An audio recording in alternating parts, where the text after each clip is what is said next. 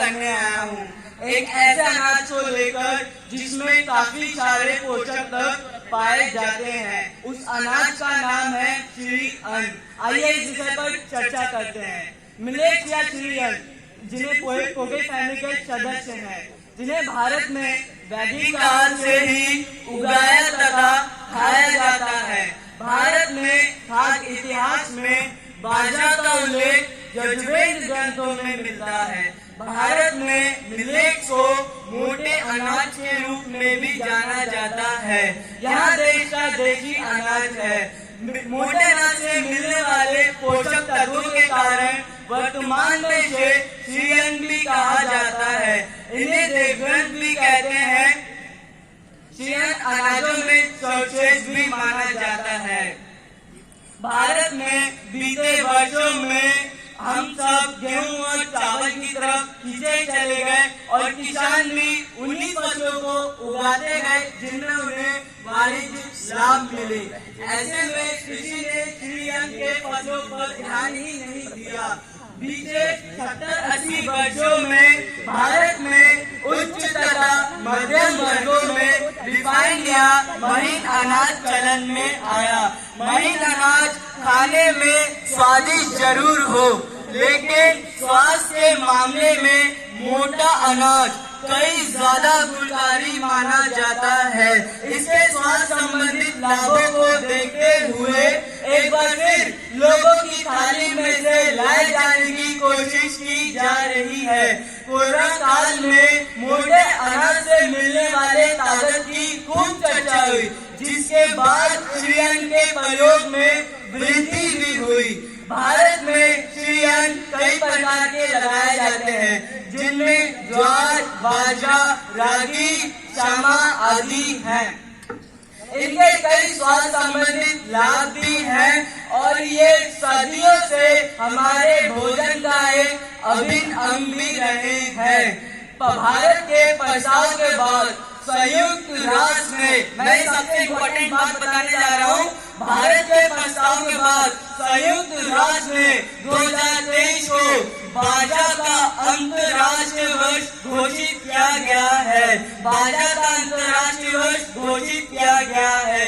Millets या श्री अन्न को गरीबों का अनाज भी कहा जाता है। इसके पोषक तत्वों के कारण केंद्र सरकार ने इसका नाम बदलकर न्यूट्री अनाज कर दिया है। आइए मोटे अनाज से मिलने वाले पोषक तत्वों पर प्रकाश डालें।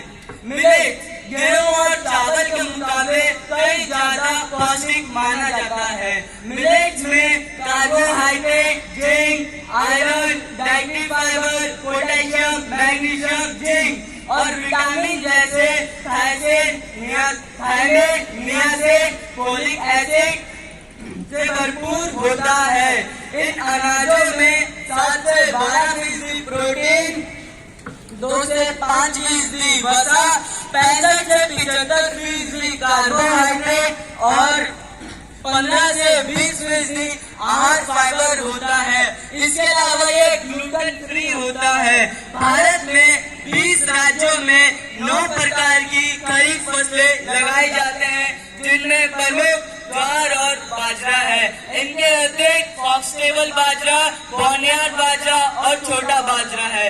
बाजरा खाने से कार्बोहाइड्रेट, पोटेशियम, मैग्नीशियम और थोड़ी बहुत मात्रा में प्रोटीन भी मिल जाता है। इसके अलावा ये ग्लूटेन फ्री भी होता है और जिसको गेहूं से एलर्जी हो वो इसे आराम से खा सकता है। अब मैं बात करूंगा कंगानी की, जिसे कुमकुम के नाम से भी जाना जाता है।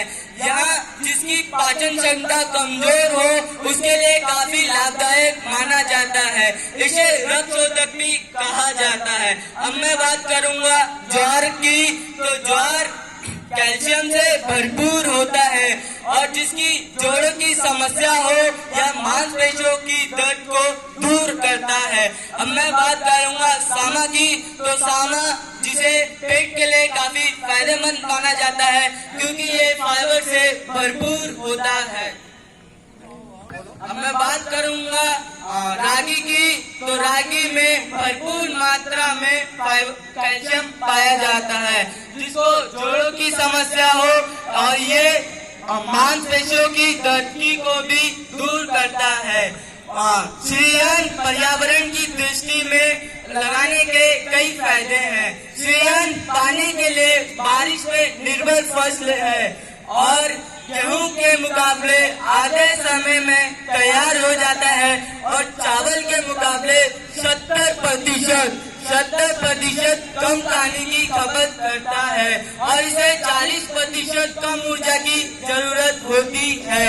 बात करेंगे श्रेयन और धान के मुकाबले, तो धान लगाने से हमारे पृथ्वी का जो भूस्तर है वो लगातार कम होता जा रहा है। जहां धान को 120 से 140 सेमी पानी की जरूरत होती है, वहीं मिलेट्स को 20 से 40% पानी की जरूरत होती है।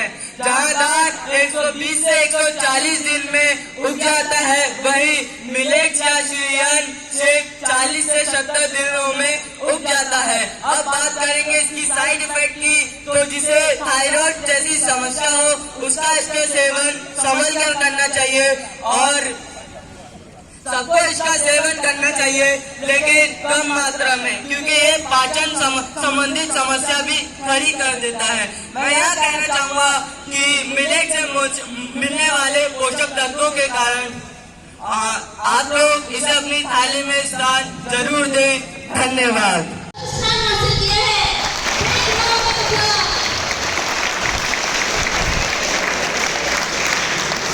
मैं परम श्रद्धेय प्रिंसिपल सर से रिक्वेस्ट करूंगी